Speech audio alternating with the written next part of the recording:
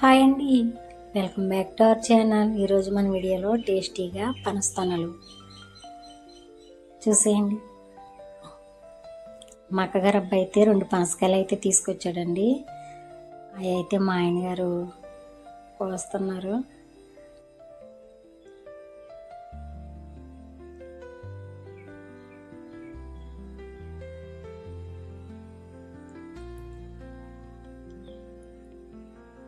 ఈ సీజన్లో ప్రతి ఒక్కరికి ప్రతి ఊళ్ళోనూ ప్రతి మార్కెట్లోనూ పనస్తొనలు పనసకాయలు ఈజీగా దొరుకుతాయండి. ఒక పనస్తొన అయితే తింటే అసలు వదిలిపెట్టబుద్ధి అవ్వదు. చాలా జ్యూసీగా చాలా స్వీట్గా ఉంటుంది.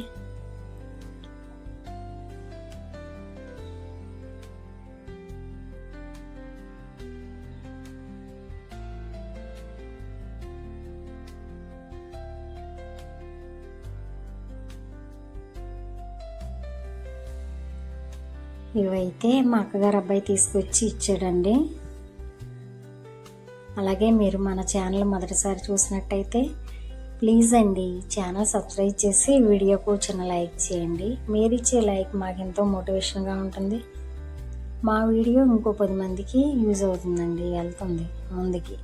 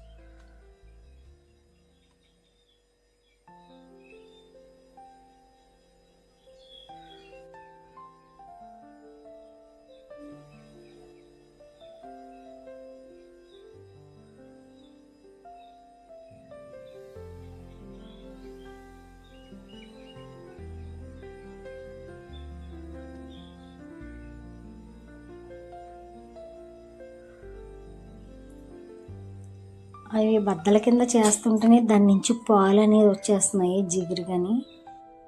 నూనె రాసుకుని తీయాలండి అది, లేకపోతే చేతులన్నీ బంక బంక వదలు తట్టుకుని.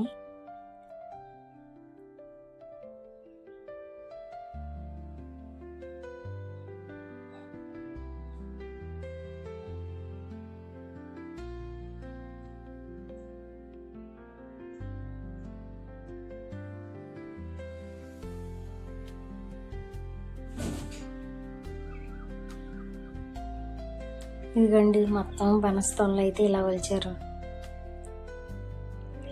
చాలా టేస్టీగా ఉన్నాయండి, చాలా తీయగా ఉన్నాయి. పైకి అలాగా ముగ్గులేనట్టుగా అనిపించింది, కానీ తిని చూస్తే మటుకు చాలా స్వీట్, చాలా బాగున్నాయండి. మొత్తం పనస్తొనలు అయితే ఇవి.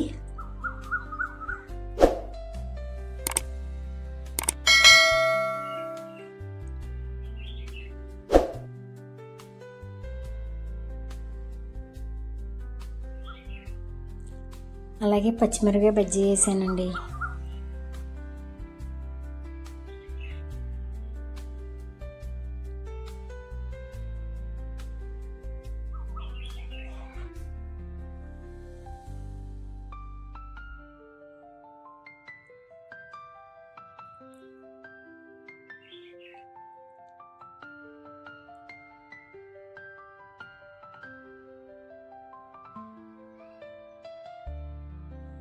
మా ఆయనగారు అయితే నాకు పచ్చిమిరకాయలు నాట్లు పెట్టి పచ్చిమిరకాయ కట్ చేసి ఇస్తున్నారండి. నేనైతే ఈ పిండి వాము, కొంచెం శనగపిండి, లైట్గా కొంచెం సాల్ట్ వేసి మిక్సీ పట్టానండి. మిక్సీ పట్టి అది పచ్చిమిరపకాయలు పొట్ట కోసారు కదా అందులో పెట్టుకుంటే చాలా టేస్టీగా ఉంటుందండి. వాము స్మెల్ అనేది చాలా బాగుంటుంది.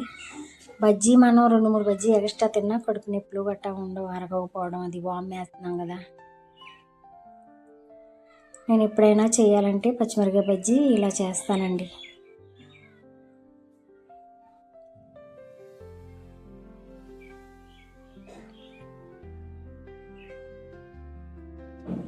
మొత్తం బజ్జీలకి అయితే ఇలా నాట్లు పెట్టి ఇలాగా శనగపిండి అయితే పెట్టాను.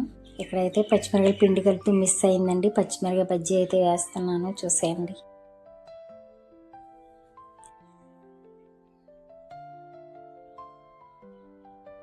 ఇంకోండి బజ్జీ అయితే అలాగా కొత్తిమీర ఉల్లిపాయ వేసి బజ్జీ అలా పెట్టాను. ఇక్కడైతే చికెన్ కర్రీ వండాను.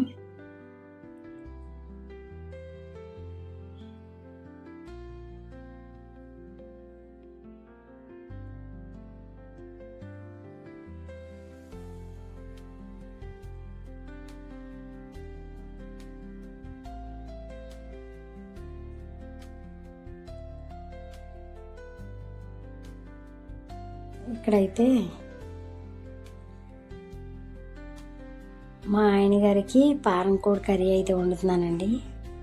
మేమైతే పారంకోడి తినండి అసలు. మా చిన్న పాప నేను తిన్న పారంకోడి, మా ఆయన మా పెద్ద పాప తింటారు.